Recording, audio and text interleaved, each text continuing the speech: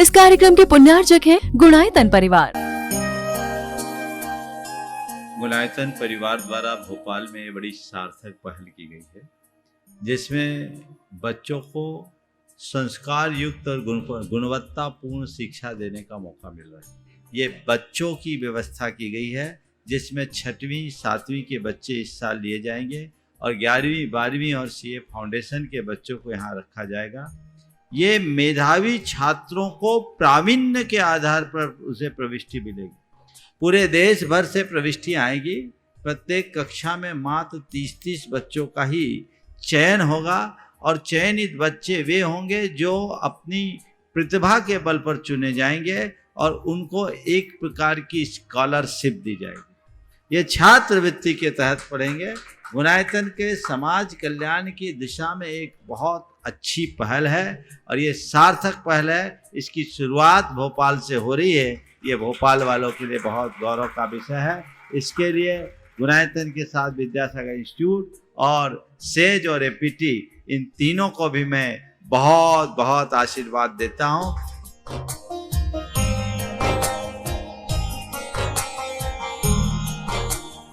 एक आदर्श और व्यवस्थित दिनचर्या का लक्ष्य प्राप्ति में बहुत बड़ा योगदान होता है।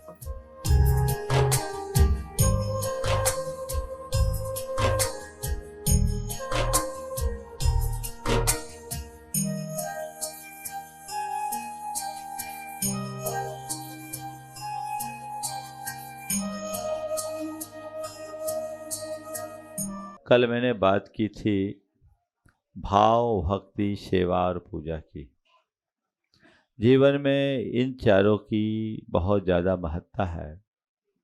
भाव हमारे जीवन का मूल तत्व है। भाव से ही हम अपने जीवन का उत्थान और पतन कर सकते हैं। एक भाव है जो हमें भवसागर से पार लगाता है और एक भाव है जो हमें संसार सागर में गोते लगवाता है। भाव से ही बंधन है, भाव से ही मुक्ति है। भाव अच्छे हैं तो भाग्य अच्छा है और भाव बिगड़े हैं तो जीवन बिगड़ता है। भाव हमारे जीवन का मूल है। इस आशय की बात मैं आप सबसे अक्सर करता रहता हूँ। आज पुनः उसी भाव की बात आप सबके मध्य करने का मन हो रहा है। हम अपने भावों को टटोल करके देखें, हमारी भाव दशा क्या है। 4 प्रकार के भाव हमारे जीवन में आते हैं। एक है अहम भाव, अहम भाव। दूसरा है अहो भाव।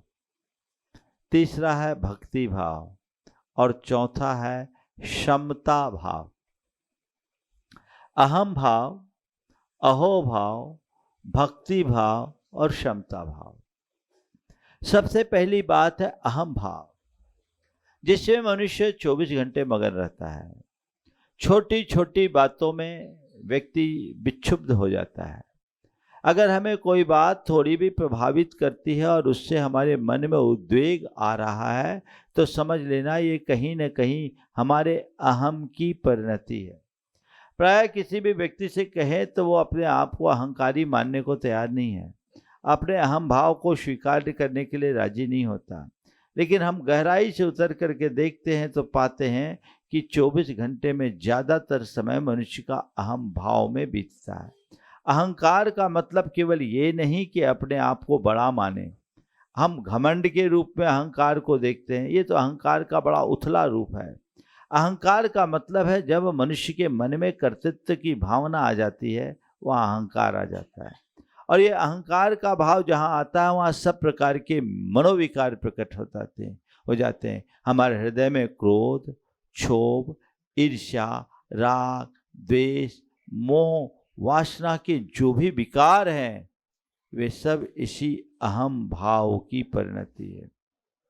मन के समस्त विकार अहम भाव का फल है, जो किसी न किसी रूप में मनुष्य के अंदर प्रकट होता रहता है।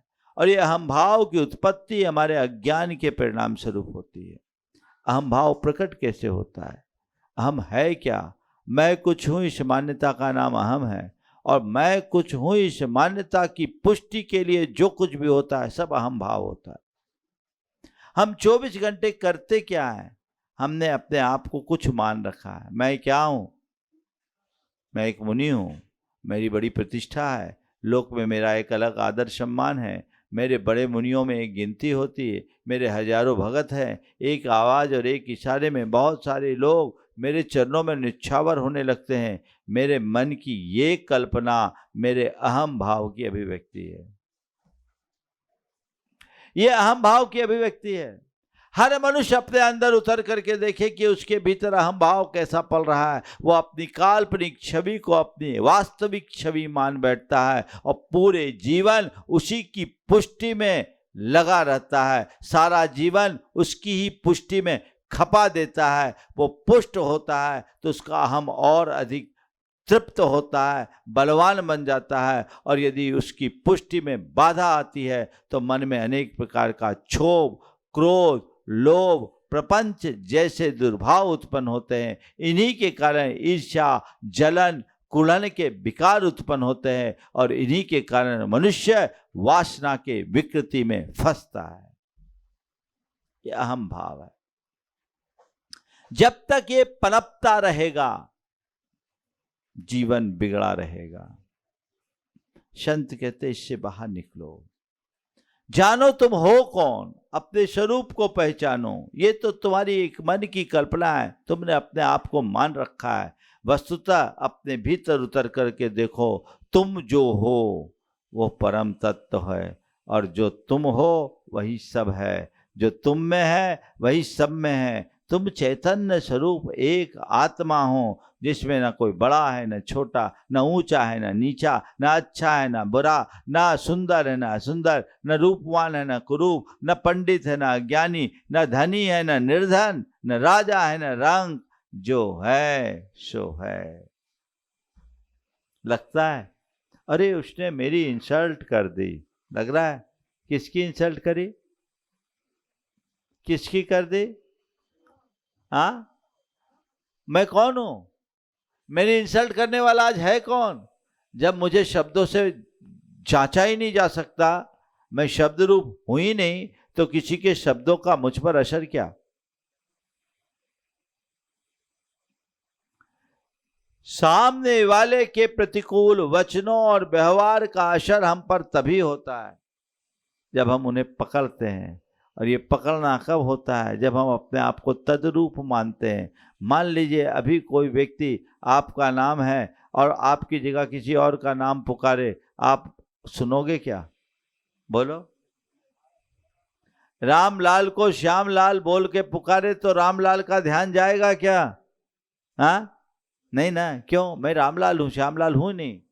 तो जब आप चेतन आत्मा हो और चेतन आत्मा के बाद आपको रूपवान, कुरूप, धनी, निर्धन, पंडित, मूर्ख रूप में संबोधा जाता है तो आप क्यों प्रभावित होते हो? इसलिए क्योंकि आपने तद्रूप अपने आप को मान रखा है। यही मान्यता अहम भाव की पुष्टि है। मैं चेतन राजा हूं, मैं परम तत्व हूं। इसको जिस दिन जान लोगे उस दिन अहम भाव विलीन होना शुरू हो जाएगा।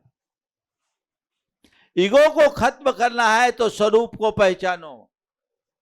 अहमिको खल शुद्धो दंसन नानमयी यो सदा रूपी नबी अर्थ मत किंच भी अन्नम परमाणु मित्तम्पी। मैं एकमात्र शुद्ध ज्ञान दर्शन में आत्मा हूं, अरूपी हूं। मुझसे पृथक जगत का एक परमाणु मात्र भी मेरा नहीं है। ये जीवन का परम सत्य है। जो इस सत्य में जीता है उसका अहम विलीन हो जाता है और जो इस सत्य की उपेक्षा करता है वो 24 घंटा अहम भाव में ही जीता है। जो अशुभ भाव है हमारे अंदर राग द्वेष की सृष्टि करता है, कर्म का बंध कराता है, हमारे चित्त में दुख, क्लेश, उद्वेग और अशांति उत्पन्न करता है ना। सबका मूल यही। इससे मुक्त हो जाओ, स्वरूप को जान लो, अहम भाव खत्म, फिर आनंद ही आनंद है। तो अहम भाव में जीने के आदि और अभ्यासी हैं। संत कहते इसे मिटाओ, अहो भाव में जीने का अभ्यास करो। अहो भाव और अहम भाव में अंतर क्या है? ज्यादा देखने में अंतर नहीं है, पर जीवन में बड़ा अंतर है। अहोभाव क्या है? मन की संतुष्टि, कृतज्ञता, क्षमा, मैत्री का भाव अहोभाव की अभिव्यक्ति है। जो है जैसा उसमें संतुष्ट है, कोई शिकायत नहीं। अच्छा है तो, बुरा है तो ठीक है, चलता है। जो तत्वज्ञ होता है, आत्मस्वरूप को जानता है, कर्म सिद्धांत का विश्वासी होता है, उसके जीवन में शिकायतें नहीं होती। वो हर स्थिति में अपने आप को ढाल लेता है। ठीक है, जो है सो है, जी सकते हैं। आखिरी में जब सब हाथ पांव चला लेते हैं, खूब हाथ पांव मार लेने के बाद कुछ परिणाम नहीं निकलता, अब कहते हैं जो है सो है। अरे भैया, अगर यही बात पहले स्वीकार लेते तो इतनी मशक्कत की जरूरत क्या होती? जो है सो है क्या, अब इतनी मशक्कत की जरूरत क्या होती? पहले ही तुम्हारा काम हो जाता। अगर अहम भाव होगा तो कभी संतुष्टि नहीं होगी, और अहोभाव में भरोगे तो असंतुष्टि नहीं होगी। क्या करना है? आज का सूत्र, अहम भाव को अहोभाव में बदल देना है। कैसे बदलोगे? एक्सेप्टेंस को, जो है उसको एक्सेप्ट करना शुरू कर दो, स्वीकार करना शुरू कर दो। जो है ठीक है, स्वीकार। कर्म का उदय, स्वीकार है। अच्छा है, स्वीकार है। बुरा है, स्वीकार है। आया है, स्वीकार है। गया है, स्वीकार है। शुभ है, स्वीकार है। अशुभ है, स्वीकार है। क्योंकि आत्मा के साथ न कोई शुभ है न अशुभ है। ये तत्व ज्ञान अंतरंग में जो इसे उतार लेता है, उसका जीवन निहाल हो जाता है। मेरे संपर्क में एक सज्जन, उनकी परिस्थिति अत्यंत विषम। उसकी धर्मपत्नी को कैंसर की प्रॉब्लम, एक भाई विक्षिप्त, पिताजी किडनी के पेशेंट, घर में 3-3 लोग बीमार, परिवार का पूरा भार एक व्यक्ति के ऊपर। लेकिन इसके बावजूद धर्म ध्यान में पूरा समय हमारा प्रवास था, वो नियमित समय देता था, और कभी किसी प्रकार की कोई मन में शिकायत का भाव नहीं रखा। उसके चौके लगे। 9वें दिन हमारे हार हुए। कभी उसने बोला नहीं कि महाराज जी इतने दिन से प्रतीक्षा कर रहा हूं, मेरी परिस्थितियां अनुकूल नहीं है, कुछ नहीं, कभी कोई शिकायत नहीं। परम भक्त था। आहार हुआ तब मुझे उसके परिवार की आंतरिक स्थिति पता चली। मैंने कहा, जब तेरी ऐसी विषम स्थिति थी तो कोई संकेत क्यों नहीं किया? बोला, महाराज जी मैंने आपसे एक ही बात सीखा है, मैं आपको पिछले 5 वर्ष से सुनते आ रहा हूँ, और आपसे एक ही बात सीखा है, जो है जैसा है उसमें संतुष्ट रहो। मैं उसे ही अपने जीवन का मंत्र मान रखा हूँ। महाराज जी ठीक है, आपकी कृपा से यद्यपि परिस्थितियाँ विपरीत है, लेकिन फिर भी आप लोगों का इतना आशीर्वाद है कि मैं इनसे जूझ पा रहा हूँ, और मेरे पास ऐसे संसाधन हैं कि मैं इनका इलाज कर पा रहा हूँ। सोच में पूरी तरह सकारात्मकता और अंतरंग में संतुष्टि की अभिव्यक्ति, यही तो जीवन के आनंद का आधार है। वो बड़े आनंद में, आप बोलो, थोड़ा सा 19-20 हो जाता है तो क्या होता है? थोड़ा सा ऊपर नीचे होता है तो क्या होता है? विचलित हो जाते हैं।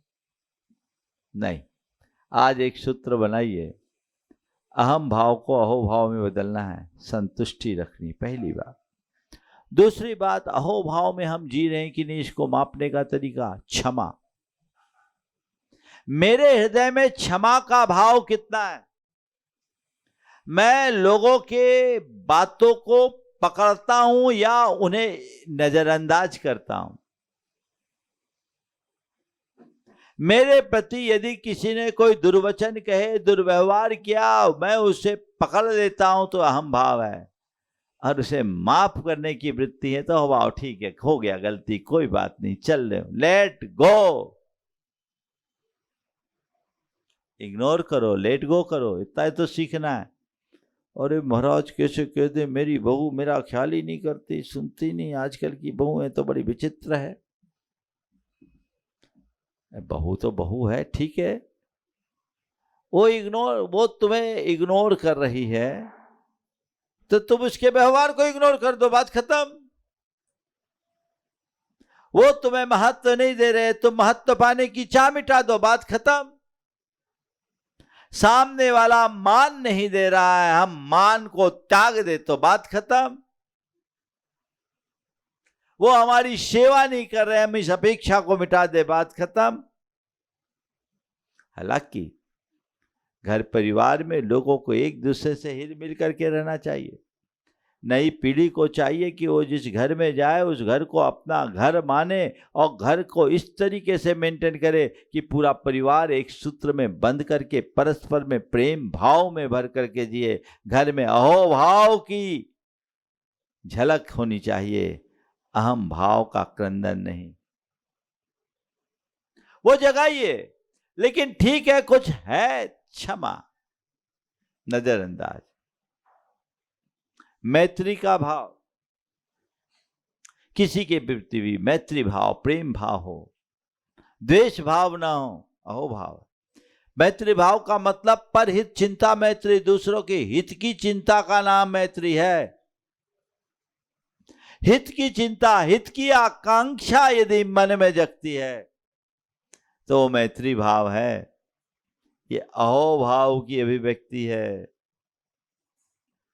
देखो अपने संबंधों में मैत्री और प्रेम के भाव कितने हैं और द्वेष और कटुता के भाव कितने हैं। जिनसे तुम्हारे संबंध हैं उनमें मैत्री तो तभी तक रहती जब तक मतलब सत्ता है, मतलब निकल गया द्वेष का भाव अलग। और जिनसे तुम्हारी मित्रता है उनसे भी तुम्हारे संबंध कटुता के अधिक होते हैं या प्रेम के। एक पति पत्नी दोनों बहुत झगड़ते थे, बहुत झगड़ा करते थे और छोटी छोटी बातों में झगड़ा। तो उनके सास ससुर ने कहा, महाराज जी बेटा बहू को समझाइए कि ये बहुत झगड़ा करते हैं, हमें समझ में नहीं आता, रात भर इनके कमरों से आवाज़ आती है, चिंता होती है। मेरे पास आए, पूछा, बोले महाराज झगड़ा होता है। हमने कहा ये बताओ भाई तुम लोगों ने शादी क्यों की? पिछले भाव का बैर मिटाने के लिए कि प्रेम से जीने के लिए? शादी की क्यों? कोई पिछला बैर भाव का बैर था जिसको भुलाने के लिए एक दूसरे के पति पत्नी बने हो? प्रेम से जीने के लिए। तो प्रेम से जियो ना भाई, छोटी छोटी बातों को क्यों पकड़ते? दोनों एक दूसरे के ऊपर आरोप लगा रहे थे। हम बोले आरोप लगाने की बात ही नहीं है, दोनों एक दूसरे के भाव और बर्ताव को अभी तक समझ चुके हैं। एक दूसरे की भावनाओं को समझो और कद्र करना शुरू कर दो, चीज़ों को इग्नोर करना शुरू कर दो, मामला खत्म। ऐसे लड़ते लड़ते पाओगे क्या? बोले चलता क्या है? बोले महाराज जी रोज बकझक होती है और फिर दिन भर एक दूसरे से दूरी बन जाती है, मन मुटाव बना रहता है, बोलचाल भी बंद हो जाती है। बोले इससे जीवन में मिलता क्या है? अपने शरीर का खून जलाते हो, अपना मूड खराब करते हो, अपने संबंध बिगाड़ते हो, अपना व्यवहार बिगाड़ते हो, अपनी शांति खोते हो और पाप का बंध करते हो। समझाया मैंने, अपने ढंग से मोटिवेट किया, काफी कुछ परिवर्तन है। कहने का तात्पर्य यह है कि हर व्यक्ति को ये बात समझना चाहिए कि मेरे जीवन का मूल मकसद क्या है, मैं किस लिए जी रहा हूं और पा क्यों रहा हूं। थोड़ा सा अहम भाव को हटा दो, अहोभाव ही आएगा। मूल है वो ईगो। आजकल कहते हैं ना ईगो प्रॉब्लम। ईगो प्रॉब्लम नहीं, प्रॉब्लम ही ईगो है, उसे हटाइए। मैत्री का संबंध बढ़े और कृतज्ञता का भाव।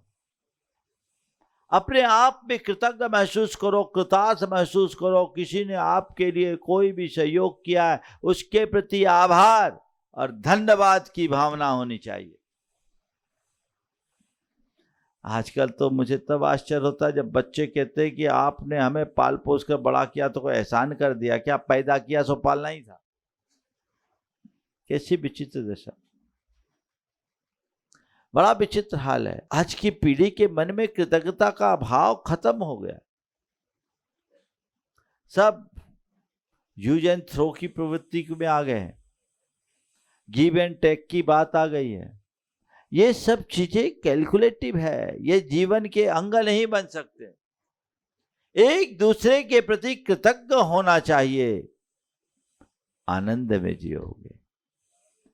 प्रकृति के प्रति कृतज्ञ बनो, परमात्मा के प्रति कृतज्ञ बनो, गुरु के प्रति कृतज्ञ बनो, माता पिता के प्रति कृतज्ञ बनो, और समाज में कोई भी व्यक्ति जो तुम्हारे लिए सहयोगी बना है उसके लिए कृतज्ञ बनो, क्योंकि तुम्हारे जीवन के निर्माण के ये आधार है। कृतज्ञता का भाव आता है। परायों के प्रति कृतज्ञता फिर भी कर लोगे, अपनों के प्रति बड़ी मुश्किल है। 2 रुपए की गिफ्ट देगा, तुम उसको थैंक्स दे देते हो, 1 मिनट नहीं लगते। कोई थोड़े से अच्छे शब्द बोल दिया, आपने तुरंत बोल दिया थैंक यू, है ना। धन्य है। कभी माँ बाप के प्रति आभार प्रकट करने का भाव हुआ? आपने हमें पैदा करके इस लायक बना दिया, पाल पोस करके बड़ा कर दिया, अपने पाँव पर खड़ा कर दिया। मैं आपके प्रति कृतज्ञ हूँ, आपका आभारी हूँ। इस जन्म में आपका ऋण चुका पाना मेरे लिए संभव नहीं है। इस जन्म में क्या, जन्म जन्म में आपका ऋण चुका पाना मेरे बश का नहीं है। ऐसा मनोभाव कभी मन में आया? शायद नहीं। अपनों के प्रति कृतज्ञता बहुत कम दिखती है। अपनों के प्रति कृतज्ञता, अपनों के प्रति धन्यवाद। आप लोग धन्यवाद प्रकट भी करते हो तो महज औपचारिक होता, आंतरिक होना चाहिए। मन में कृतज्ञता होगी तो ये भावाभिव्यक्ति सहज रूप से होगी। शिकायतें खत्म, अहोभाव, धन्यवाद का भाव, आनंद की अनुभूति इसी में होती। वो अंतरंग में जगाइए, कृतज्ञ हो जाएं, कुछ भी हो ठीक है।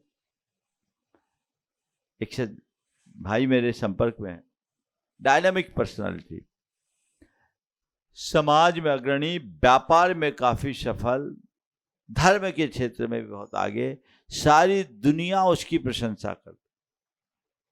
लेकिन एक दिन उसने बड़े व्यथित मन से कहा, बोले महाराज मैं जो हूं आपके सामने हूं, पिछले 4 महीने से आप मुझे देख रहे हैं, सब जगह मेरा नाम है, पर मैं बड़ा एक जगह मुझे बड़ी तकलीफ होती है, मैं तरसता हूं। बोले क्या? बोले आज तक घर वालों ने मेरे किसी काम की सराहना नहीं की, अपितु कमियां ही निकालते हैं, शिकायतें ही करते हैं। मैं उनकी कोशिश करता हूं कि सब काम अधिक से अधिक करूं, और महाराज मैं अपनी ताकत से घर में कोई कमी नहीं होने देता, सब बड़े मज़े में हों। मैं खटता हूं, घर का काम भी देखता हूं, व्यापार घर को का मैनेजमेंट देखता हूं, व्यापार संभालता हूं, समय निकाल करके आप लोगों की सेवा करता हूं, धर्म क्षेत्र के लिए काम करता हूं। लेकिन महाराज 30 साल हो गए, आज तक मुझे घर से प्रशंसा नहीं मिली। मैंने कहा भैया तेरा कुछ कर्म ऐसा है कि तू लोकप्रिय तो बन गया, परिवार प्रिय नहीं बन पाया। लोकप्रिय बन जाते लोग, परिवार प्रिय नहीं होते, क्योंकि लोक का प्रेम मिल रहा है, परिवार का प्रेम खो रहा है। इसमें दोनों तरफ से काम हो सकता है। उस व्यक्ति के केस में तो कुछ बात अलग थी, परिवार का दोष था, लेकिन कई बार लोग ऐसे हो जाते हैं, लोक में इतना मगन हो जाते हैं कि परिवार को भूल जाते हैं, तो लोक का प्रेम पा जाते हैं, परिवार से वंचित हो जाते हैं। संत कहते हैं तुम्हारा प्रेम लोक में भी होना चाहिए, परिवार में भी होना चाहिए, सबसे हिल मिल करके रहोगे तो जीवन में आनंद आएगा। अहोभाव, कृतज्ञता से भरो। इन पर मैं और विस्तार से चर्चा करूंगा। तो ये चौथी बात, अहोभाव। अहोभाव के 4 भेद, मैत्री की भावना, कृतज्ञता की भावना, प्रेम का भाव, और सबसे पहले क्या बोला था? संतुष्टि। ये भाव अंतरंग में जगे, जीवन धन्य हो जाए। अब अहम भाव को मिटा के अहोभाव में जिए, और अहोभाव की वृद्धि बनाए करने के लिए मन में भक्ति भाव जगाए। भक्ति भाव जितनी प्रबल हो, भक्ति भाव जितना अधिक बढ़ेगा, आपके जीवन की सकारात्मकता बढ़ेगी। हम शास्त्रों में सुनते हैं, पढ़ते हैं कि भगवान की भक्ति से कर्म झड़ते हैं। कर्म झड़ते हैं, इसका मतलब अंदर की कलुषता मिटती है। भक्ति करने से पाप कटते नहीं, पाप से मुक्ति नहीं होती, पापों से शुद्धि भी होती। पाप को काटो और पाप की शुद्धि करो, यानी अपनी चेतना को विशुद्ध बनाओ। चित्त जब निर्मल होता है तो जीवन की धारा परिवर्तित हो जाती। भक्ति भाव जगाइए। मनोविज्ञान कहता है कि मनुष्य जब अपने हृदय में किसी उच्च आदर्श को स्थापित कर लेता है तो वही उसकी समस्त वृत्तियों और प्रवृत्तियों का संप्रेरक बन जाता है। एक भगवान को, एक परमात्मा को, एक गुरु को तुमने अपने हृदय में बिठा दिया तो तुम्हारी भक्ति तुम्हारे जीवन को नियंत्रित और संतुलित कर देगी। तुम्हारे जीवन की धारा परिवर्तित हो जाएगी। फिर तुम्हें ज़्यादा कुछ कहने और करने की बात नहीं रहेगी। भक्ति भाव जगाइए। और ये भक्ति केवल क्रिया की नहीं, भावों की होनी चाहिए। भाव विशुद्ध युक्त अनुराग तुम्हारे हृदय में होगा, सकारात्मकता बढ़ेगी, जीवन में बदलाव आएगा। हर पल संतुष्टि में जियोगे, अहोभाव में जियोगे। मेरे संपर्क में एक युवक पहले धर्म से नहीं जुड़ा था।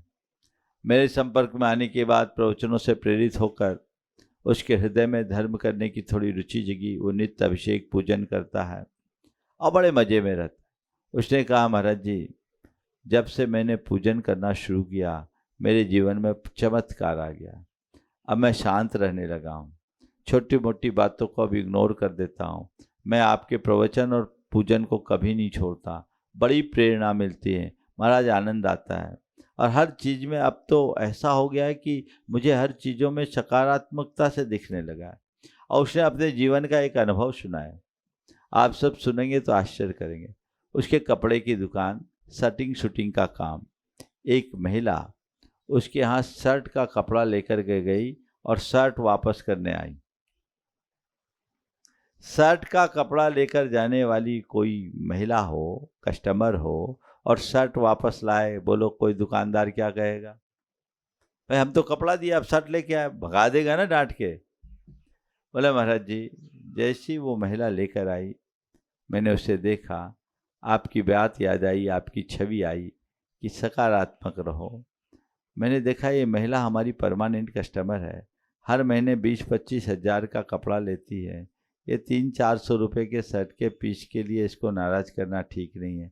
मैंने उनसे कहा कोई बात नहीं, आप शर्ट दे दो, दूसरा कपड़ा ले जाओ। शर्ट दे दो, दूसरा कपड़ा ले जाओ। बहुत खुश हो गई, वो दूसरा कपड़ा ले गई, शर्ट दे गई। बोले शर्ट मैंने अपने एक स्टाफ को दे दिया, वो भी खुश हो गया कि आज हमें एक गिफ्ट मिल गया। भाई, उसके भाई ने कहा ये गांधीगिरी कहाँ, अगर यही धंधा लोगे, शर्ट का पीस दे के शर्ट वापस लोगे तो दुकान का तो 12 बज जाएगा।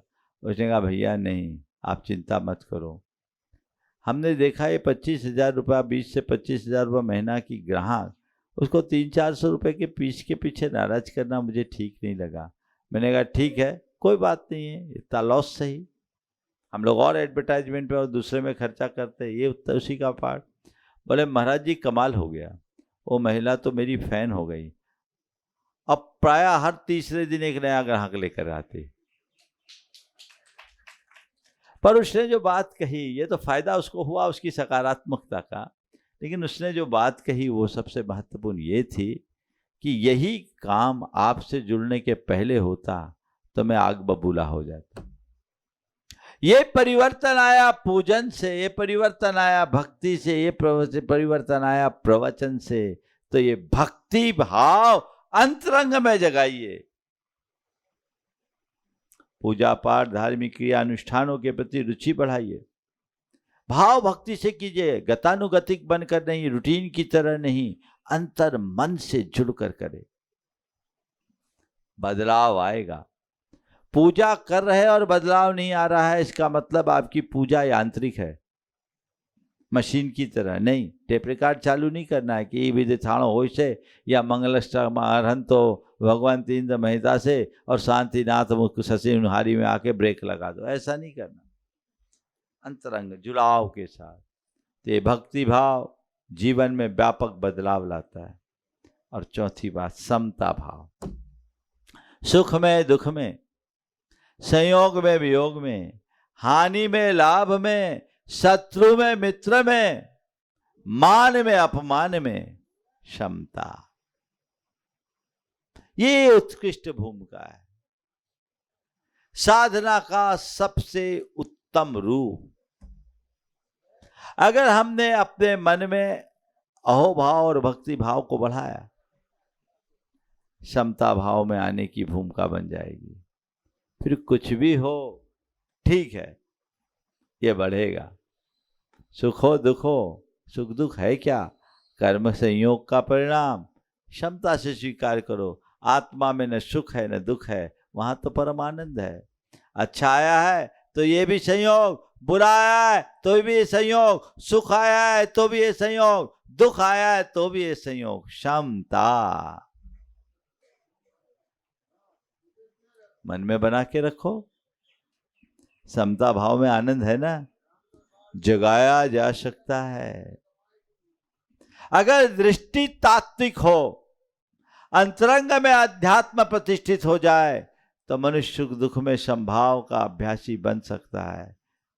सबको एक संयोग मानो, सबको एक संयोग मानो, जो जीवन की एक बड़ी सच्चाई है।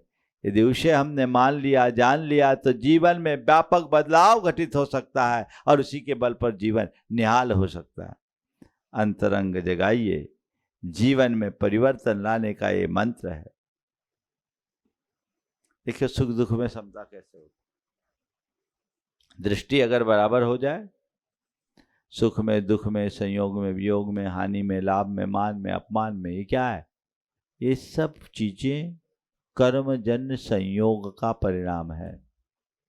कर्मजन्य संयोग से चीजें बनती और बदलती है। हमें सब कुछ करना है। दो उदाहरण देकर के बात पूरी करूंगा।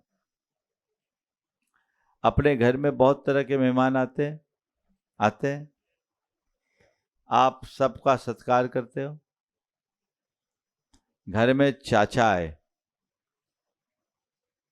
तो कोई चिंता नहीं, घर के सदस्य आए कोई बात नहीं, जो घर की सामान व्यवस्था है उसी में काम चल जाता है, कुछ एक्स्ट्रा नहीं करना पड़ता।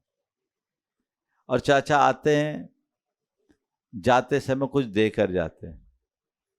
और जमाई आ जाए तो जिस दिन घर में जमाई राजा आए उस दिन कुछ एक्स्ट्रा व्यवस्था करनी पड़ती है। और फिर जाते समय उनका टीका और काटना पड़ता है, क्योंकि जमाई है ही ऐसे, उनकी बातें जमी। तो चाचा आए दे के गए, उसका भी स्वागत, और जमाई आया लेकर गया, उसका भी स्वागत। यही है ना। तो बस यही तो जीवन का मंत्र है। सुख आए समझ लो चाचा आए, दुख आए समझ लो जमाई आया, स्वागत दोनों का कर लो। स्वागत दोनों का कर लो, क्या फर्क पड़ता है, करना ही पड़ेगा। जीना है तो इसी व्यवस्था के अंतर्गत जीना है। हमारे पास कोई अतिरिक्त नहीं है। इतनी सी सोच अंतरंग में विकसित हो जाए, जीवन में मजा ही मजा है।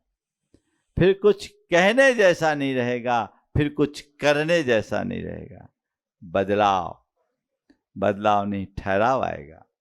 तो सुख दुख दोनों में समभाव विकसित हो जाए, ये कोशिश करो। ठीक है, जियो, सुख आए उसको जियो, दुख आए उसको जिए।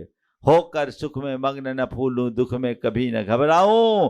इष्ट वियोग अनिष्ट योग में सहनशीलता दिखलाऊं। ये जीवन का मंत्र बने। आनंद तब है। पल पल में विचलित हो जाओगे तो क्या होगा, समस्या हल होगी कि बढ़ेगी।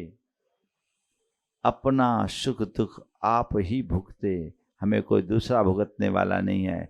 हमारे हाथ में है कि हम सहज और क्षमता भाव से भुगतते हैं या आकुल व्याकुल चित्त होकर भुगतते हैं। सहज समता भाव से भुगतते हैं जीवन में परम आनंद की अनुभूति होगी।